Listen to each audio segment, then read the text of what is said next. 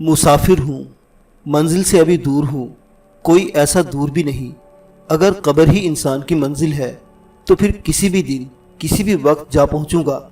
लेकिन दानिश्वर कहते हैं कि इंसान की मंजिल कब्र नहीं होती। कब्र में तो इंसान मरकर उतरता है, बल्कि उतारा जाता है। फिर इंसान की मंजिल क्या है? मेरी मंजिल क्या है?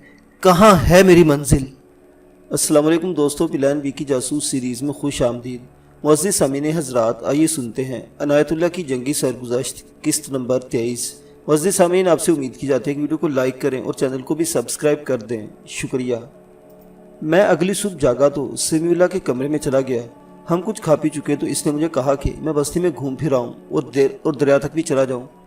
मैंने बस्ती में घूमने फिरने लगा। लोग मुझे हैरतज़दा नज़रों से देख रहे थे। ना वो मेरी ज़ुबान समझते थे, ना मैं इनकी ज़ुबान समझता था। बाज़ मुझे देखकर मुस्कुराए और बाज़ ने झुककर सलाम किया। मैंने देखा कि बस्ती में ज़्यादा तादाद नौजवान लड़कियों की थी। बर्मा की औरतों के नक्शो निगार और जिस्म की जिल्द ऐसी होती है कि उम्र का सही अंदाज़ा नहीं हो सकता। वो बहुत देर बाद बूढ़ी होती हैं। ये यूँ कहने के बहुत देर बाद पता चलता है कि उस औरत की जवानी ढल चुकी है। इनके रंग बड़े साफ़ होते हैं। पिलाहट तो होती है लेकिन सफ़ेदी माइल, जिससे इनकी खूबसूरती में इजाफा हो जाता है। मुझे खुशी सी महसूस हो रही थी कि ये लड़कियाँ जापानियों के वहशीपन से बचकर बड़ी अच्छी पनाहगाह में पहुँच गई थी। मैं झोपड़ियों की दूसरी तरफ चला गया। इलाका बहुत ही खूबसूरत था। थोड़ी ही दूर ऊंची टेकरियाँ थीं, जिन्हें पहाड़ियाँ कह लें। इन पर सब्ज़ा खासा ज़्यादा था और दरख्तों की भी बहुतात थी। मैंने पीछे मुड़कर देखा, कई एक औरतें झोंपड़ों से निकल आई थी और एक जगह रुककर मुझे देख रही थी। वो मुझे बहुत बहादुर समझ रही थी, जिसने एक अजदा के मुँह से एक लड़की को निकाल लिया था। मेरे जी में आई कि इस कुदरती तालाब की तरफ चलूँ जिसमें मैंने अजदा को मारा था। मैं झोंपड़ों के बाहर से उस तरफ चल पड़ा। एक आदमी दौड़ता मेरी तरफ आया। मैंने इसे पहचान लिया। वही आदमी था जो मुझे कल इस वक्त मिला था जब मैं इस लड़की को बस्ती ला रहा था।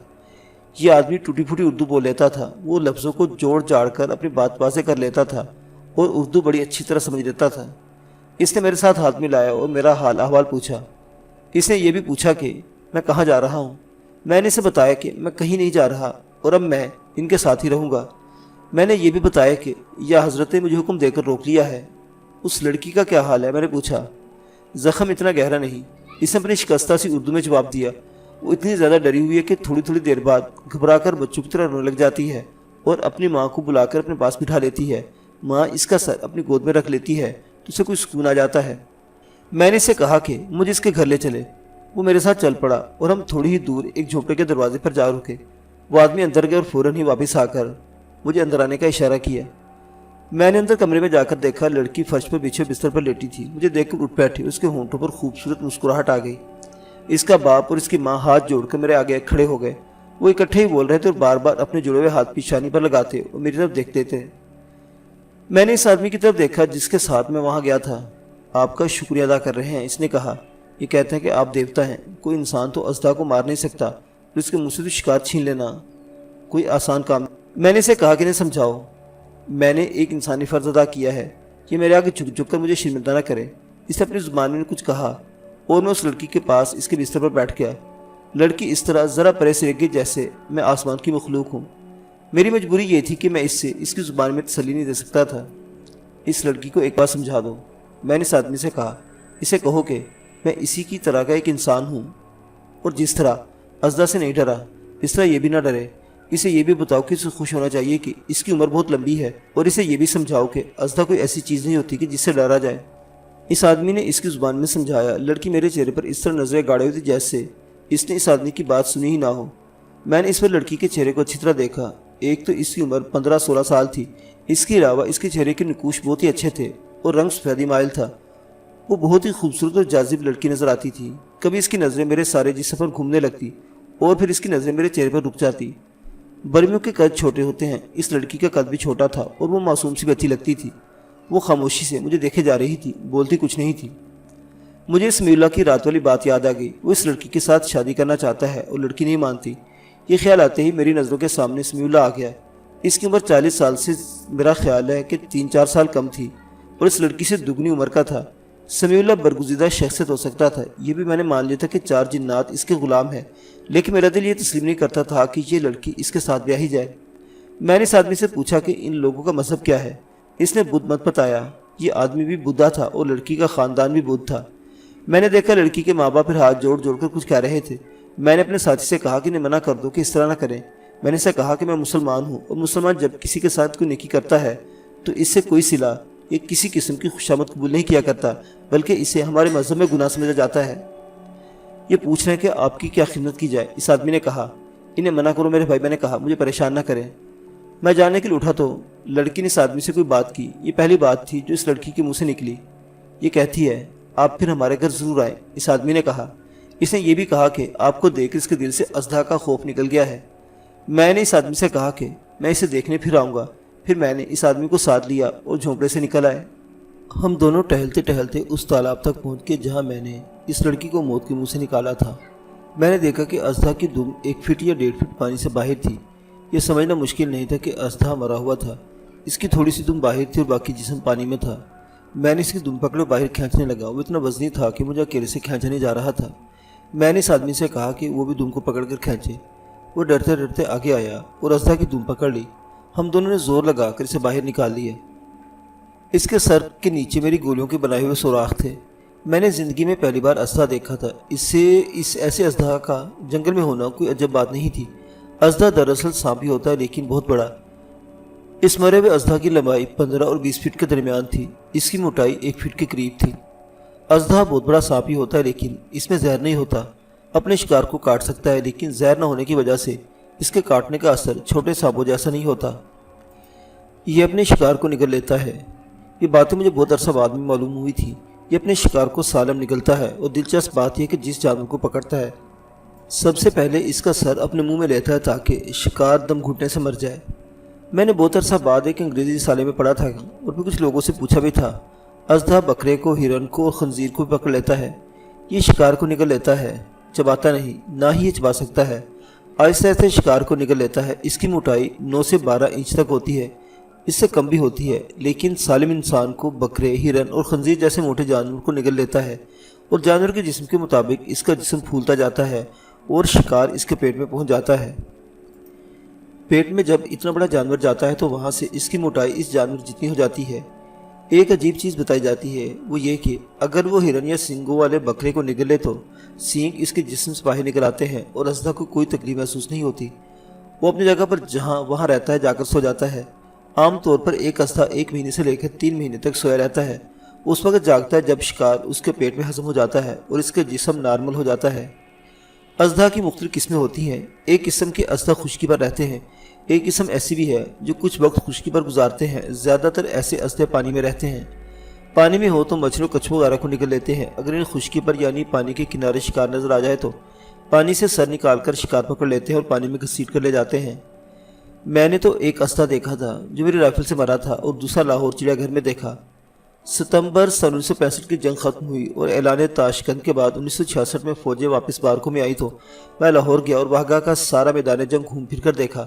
لگے ہاتھوں چڑیا گھر بھی چلا گیا اور وہاں ایسے ازدھا کو دیکھا۔ مجھے معلوم ہے کہ اس کی خوراک ایک خرگوش روزانہ تھی۔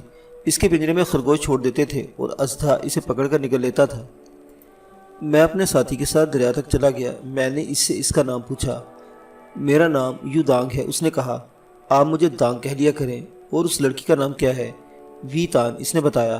ہم سب اسے تانی کہا کرتے ہیں۔ سنا ہے یا حضرت تانی کے ساتھ شادی کرنا چاہتے ہیں، میں نے کہا۔ اس نے چونک کر میری منہ کی طرف دیکھا اور میں نے صاف نوٹ کیا کہ اس کے چہرے کا رنگ بدل گیا تھا۔ تمہیں شاید معلوم نہیں، میں نے کہا۔ یہ بات پوچھنے سے میرا کوئی خاص مطلب نہیں، میں ویسے ہی پوچھ رہا ہوں۔ اب اس نے سر جھکا لیا اور خاموش رہا۔ کیا سوچ رہے ہو، میں نے پوچھا۔ اس نے سر اٹھایا اور پھر میرے منہ پر نظریں جما لی۔ مجھے کوئی شک سا ہوا۔ اس آدمی کی خاموشی بلا وجہ اور بے معنی نہیں تھی۔ میں اس کے پیچھے پڑ گیا اور مجھے بتایا کہ اتنا پریشان اور چپ کیوں ہو گیا ہے۔ ہاں یہ ٹھیک ہے، وانگ نے کہا۔ یا حضرت تانی کو اپنی بیوی بنانا چاہتے ہیں، لیکن تم تو بہت ہی پریشان ہو گئے ہو، میں نے کہا۔ کیا تم مجھے اپنا دوست نہیں سمجھتے؟ میں آپ کو اپنا دوست تو ضرور سمجھتا ہوں، وانگ نے دبی دبی سی آواز میں کہا، لیکن آپ بھی حضرت کے ملک کے رہنے والے ہو سکتا ہے آپ ایک ہی صوبے کے رہنے والے ہوں۔ قدرتی بات یہ ہے کہ آپ وہ بات پسند نہیں کریں گے جو میں کہنا چاہتا ہوں۔ میں ڈرتا ہوں کہ آپ یہ بات یا حضرت کو بتا دیں گے۔ دیکھو وانگ، میں نے کہا، یہ صحیح ہے کہ میں اور یا حضرت ایک ہی صوبے کے رہنے والے ہیں، لیکن میں مسافر ہوں، یہاں تک بھٹکتا ہوا پہنچ گیا ہوں۔ یہ ٹھیک ہے کہ میں نے یہیں رہنے کا فیصلہ کر لیا ہے۔ لیکن مجھ پر کسی کی کوئی پابندی نہیں، میں جس وقت چاہوں یہاں سے جا سکتا ہوں۔ یا حضرت کے ساتھ میرا کوئی ایسا تعلق نہیں جیسا تم لوگوں نے سمجھ دیا ہے۔ میں انہیں کوئی بات نہیں بتاؤں گا، لیکن ہم نے انہیں کے ساتھ رہنا ہے۔ اس نے کہا، ہم کوئی ایسی بات نہیں کر سکتے جو یا حضرت کے خلاف جاتی ہو۔ کوئی آدمی سے جرات کرے گا تو یا حضرت کے حکم سے اسے قتل کر دیا جائے گا۔ یا حضرت تانی کے ساتھ شادی کرنا چاہتے ہیں، لیکن تانی نہیں مانتی۔ اور تانی کے والدین کیا کہتے ہیں؟ میں نے پوچھا۔ وہ یا حضرت کو بھی ناراض نہیں کر سکتے، وانگ نے کہا، اور وہ اپنی کمسین اور اتنی خوبصورت بیٹی کو بھی ناراض نہیں کرنا چاہتے۔ سمیع اللہ نے مجھے بتایا کہ بدھ مت کے 3-4 پیروکار اس کے خلاف ہیں۔ میں نے وانگ کی باتیں سنی، اس کے چہرے کے بدلتے تاثرات دیکھے تو مجھے خیال آیا کہ ان مخالفین میں وانگ بھی شامل ہے۔ میں نے اس کے ساتھ اس موضوع پر کچھ اور باتیں کی، لیکن میں نے دیکھا کہ وہ ڈر ڈر کر بولتا تھا اور میرے بعض سوال گول کر جاتا تھا۔ میں نے یہ بھی دیکھا کہ وہ کسی سیدھا سادہ اور بدوس آدمی نہیں تھا، بلکہ اس کے بولنے کے انداز سے پتہ چلتا تھا کہ اس میں عقل بھی ہے اور خود اعتمادی بھی ہے۔ ہم ٹہلتے ٹہلتے دریا تک چلے گئے۔ وہاں بہت سی کشتیاں کنارے سے بندھی تھیں، ان میں چھوٹی چھوٹی کشتیاں بھی تھیں، بڑی اور بہت بڑی بھی۔ 3-4 کشتیاں دریا میں تیر رہی تھیں اور ماہی گیر مچھلیاں پکڑنے میں مصروف تھے۔ دریا پورے جوش میں تھا، وہ بارشوں کا موسم تھا۔ میں جب واپس اپنے جھونپڑی میں گیا تو سمیع اللہ کو کچھ نہ بتایا کہ وانگ کے ساتھ میری کچھ باتیں ہوئی ہیں۔ میں نے یہ خاموشی اس لیے اختیار کی کہ سمیع اللہ وانگ کو سزا دے گا۔ حقیقت یہ ہے کہ وانگ مجھے بہت اچھا لگا تھا، بڑی پختہ اور عقل کی باتیں کرتا تھا۔ میں نے کھانا سمیع اللہ کے ساتھ کھایا۔ اس نے بتایا کہ میرے لیے ایک جھونپڑا خالی کرا لیا گیا ہے، تم اب اس جھونپڑے میں چلے جاؤ۔ سمیع اللہ نے کہا، یہی کپڑے پہنے رکھو، اپنی رائفل، اپنی وردی، ایمونیشن وغیرہ ساتھ لے جاؤ۔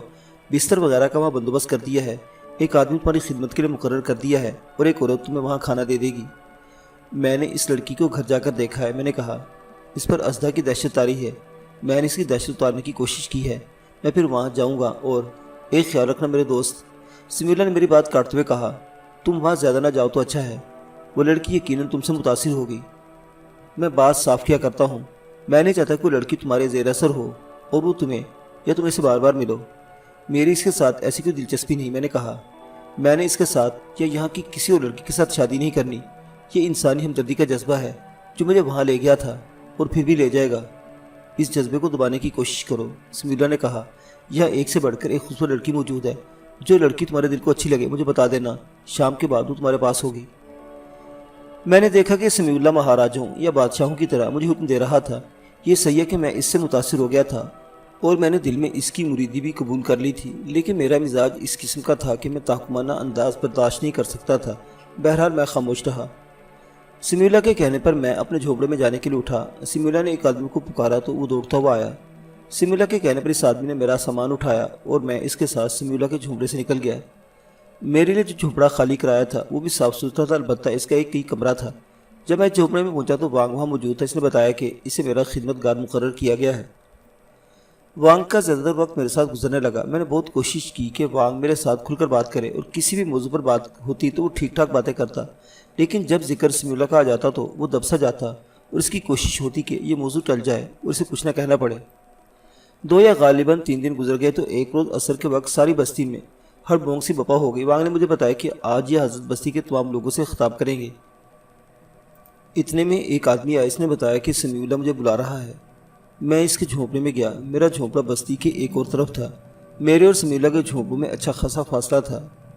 میں آج شام ان لوگوں کو اکٹھا کر رہا ہوں۔ سمیع اللہ نے کہا، تم بھی وہاں موجود ہو گئے، تمہارے پاس رائفل ہونی چاہیے اور رائفل میں رون پڑے ہوں، تم میرے ساتھ کھڑے ہو گے۔ جاؤ رائفل تیار کرو اور میرے پاس آ جاؤ۔